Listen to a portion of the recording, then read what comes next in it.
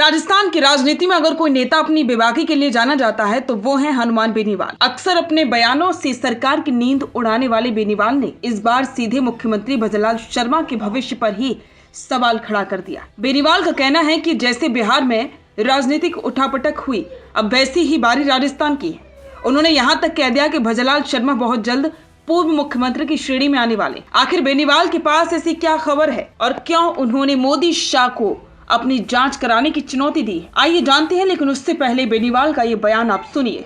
मेरी जांचें करा रहे मोदी, अमित शाह रोज करवा रहे हैं। ये भजनलाल का तो काम यही बचा है। ये तो सुबह शाम तक 10 आदमी मेरे पीछे लगा रखे इसने। मुझे लग रहा है कि भजनलाल जी का भी बुलावा अब आ गया। जल्दी 10, 15, 20 दिन में कभी भी ये पूर्व मुख्यमंत्री घोषित हो जाएंगे। और जिस दिन ये पूर्व मुख्यमंत्री घोषित हो जाएंगे उसके बाद अलग ही स्थिति होगी। अब समझ लो क्या होगी, जान गए आप।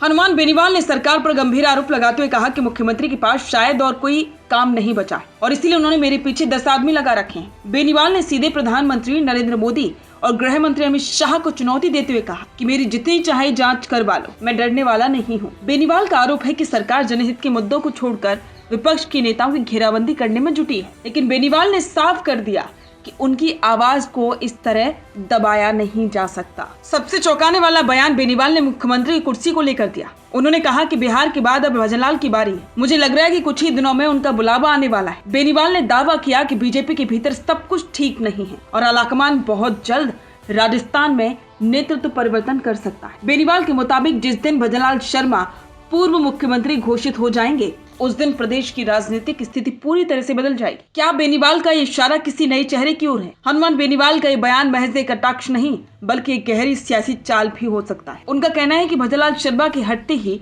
राजस्थान में समीकरण नए सिरे से बनेंगे। बेनीवाल के इस बयान से बीजेपी खेमे में खलबली मची हुई है। हालांकि बीजेपी इसे बेनीवाल की कोरी कल्पना बता रही है, लेकिन जिस विश्वास के साथ बेनीवाल ने पूर्व मुख्यमंत्री शब्द का इस्तेमाल किया है उससे राजनीतिक हलकों में चर्चाओं का बाजार गर्म है। क्या वाकई में दिल्ली दरबार में राजस्थान की फाइल पर कोई नया फैसला होने वाला है? सवाल यह है कि क्या हनुमान बेनीवाल को वाकई में कोई इनसाइड खबर मिल रही है या ये केवल सरकार पर दबाव बनाने का एक तरीका है? बेनीवाल अक्सर तीसरे मोर्चे की ताकत को मजबूत करने के लिए ऐसे बयान देते रहे हैं, लेकिन हाल के दिनों में जिस तरह से ब्यूरोक्रेसी और मंत्रिमंडल के बीच तालमेल की खबरें आई हैं, बेनीवाल ने उसी दुखती रग पर हाथ रख दिया है। अगर उनकी बात सच साबित होती है तो राजस्थान कांग्रेस के साथ साथ बीजेपी के भीतर भी बड़ा शक्ति संतुलन बिगड़ेगा। आपको लगता है कि हनुमान बेनीवाल की भविष्यवाणी सच होगी? क्या वाकई में भजनलाल शर्मा की कुर्सी खतरे में है या बेनीवाल सिर्फ सुर्खियां बटोरने के लिए ऐसा कर रहे हैं? अपनी राय कमेंट में जरूर दें और बने रहें द फैक्ट इंडिया के साथ। बिजनेस अच्छा हो सकता है, लेकिन अगर नाम नहीं दिखा तो पहचान कैसे बनेगी?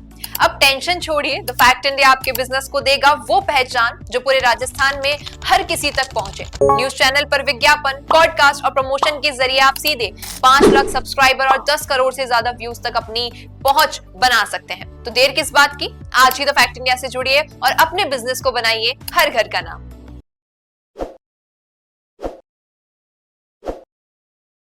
ताज़ा खबरों के लिए विजिट करें द फैक्ट इंडिया।